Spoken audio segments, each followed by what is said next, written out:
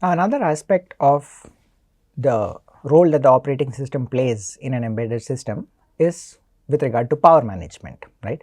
And over here we are going to talk a little bit about runtime power management in the context of the Linux operating system. Okay. So, first things first, why does power management matter, right? In general, when we are talking about an embedded system, we are usually talking about systems that are constrained in some sense, right? We are not talking about a data center that has unlimited amounts of power and cooling and so on. There are typically constraints on the battery life, especially if it's a mobile system or a remote controlled system or a remote operating system. There are thermal limits because you probably cannot have active cooling elements. You are probably relying on some form of passive cooling. There are energy costs, which is of course related to battery life, right, because these are always on systems for the most part, right, and also reliability, right, because what happens over here is that in general, if the system starts to heat up, the lifetime of the electronics itself starts to degrade. So, all of these are sort of constraints that apply more in embedded systems than in other general purpose systems or in data center type of computing. Now, we have been primarily talking about the FPGA based systems with the Zinc, right? But of course, even though I have mentioned the Zinc specifically over here, in general, any kind of an FPGA platform where there is some kind of a processing element and an FPGA fabric, these same kind of problems apply, right? One of them is the fact that both the processing system and the programmable logic consume power. The FPGA itself has both static as well as dynamic power. There is static leakage associated with that, which is harder to control than in the context of the processing system. There are certain kinds of peripherals that are going to be always on, right, and they are just part of the overall system. And in general, the reason why you are using a platform like this is probably that you want some kind of high performance in certain areas, which brings its own challenges, right, which means that for production Zinc based systems, power management becomes essential. So, what we have commonly, right, in the context of Linux is that the OS itself gives us some functions, right, which enable us to sort of work with the driver to enter certain low power states when idle, right. So, the point over here is that the driver is the one that is actually sort of setting registers, reading registers, performing the resource management of the peripheral by itself, right. But there are a few functions that are provided by the Linux kernel, right, as part of the kernel, which if you use them properly inside the driver can help to reduce the power being consumed in the driver, right. One of them is that when you probe the driver, that is when you are sort of activating it in the first place, you enable PM runtime. What that means is runtime power management, right. So, the PM underscore runtime, all of these functions are related to runtime power management, and it's a framework, a set of functions that is provided by the Linux kernel to help you do runtime power management. So, the first thing you need to do if you are writing a driver where you want to support power management, by the way, the drivers that we wrote so far, we never really cared about runtime power management because all we wanted to do was be able to communicate with them, right. And if all that you have is something where you basically write data into it and you get data back from it and it's a peripheral that's there directly on the FPGA fabric, maybe power management is not an issue. But even within the FPGA fabric, there are ways by which you can actually tell the logic to power down or clock down, right, and basically turn off the clock or turn off the power and reduce power consumption. We'll talk about that in a moment. The point is that the examples we saw where we wrote drivers, we did not do any of that. So, we did not also use the power management frameworks. But let us say that you are talking especially about something like a graphics processing unit. The GPU can be something which actually consumes a lot of power when active, right. It can, especially in a laptop, it can be a significant chunk, probably more than the rest of the system put together, right. So, it makes sense that when you are not using it, you sort of suspend it.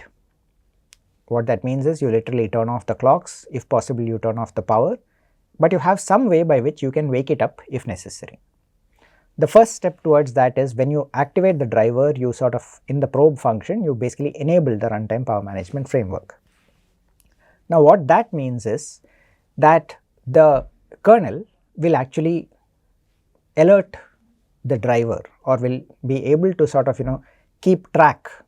It basically uses something called count tracking, where it sort of sees, okay, who are all the different people using this particular driver, right? And if it finds that there are different processes that are trying to write to the GPU, then it basically keeps increasing the count of that usage, right? And at some point when it finds that no one else seems to be using the GPU, that count drops to 0, at which point it basically activates a suspend mechanism, right? So the kernel can basically go in there and tell the driver, okay, you turn off the, you are basically going into suspend mode, you can put the hardware to sleep, right? It still needs driver support in order to do that properly. The kernel by itself doesn't know how to turn off the GPU, so there has to be some support from the driver, but at least by doing this, we are telling the kernel that yes, we are willing to accept those kind of inputs from you. You keep track of when the driver is being used, and if it's not, you basically allow it to go to sleep, okay? Now the point is, if I do that, then I need to basically get out of this and say that when I want active use, that is somebody is trying to activate me, this is the function to call, right? This is the function that will basically get called by the driver and will synchronize the system, will wake it up and will increase that count for the count tracking to tell the kernel that yes, somebody is using this particular driver. At the same time, after that particular operation has completed, I can use the put to say, okay, now the usage by whoever was using this driver, they have completed their task, so I am releasing this particular segment of the code. So you can decrease the count of number of different applications or processes that are currently using this driver, right?